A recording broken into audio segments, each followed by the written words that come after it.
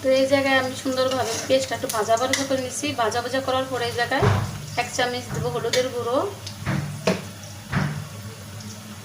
1 চামচ মরিচের গুঁড়ো, 1 চামচ ধনে গুঁড়ো, 1 চামচ জিরের গুঁড়ো, আর এই জায়গায় দিয়ে দেবো 1 চামচ লবণ।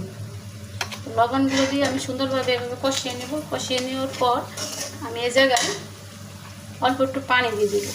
পানি দিয়ে তারপরে ভালোভাবে মশলাগুলো কষিয়ে নেব। তো এই জায়গায় আপনাদেরকে আমি আরেকটা কথা বলে রাখছি, কারণ আমি এই চিংড়ি মাছের তরকারি, লতি আর চিংড়ি মাছের মধ্যে আমি কখনো আদা বাটা রসুন বাটা খাই না। এটা আমি আদা বাটা রসুন বাটা ছাড়া রান্না করতেছি।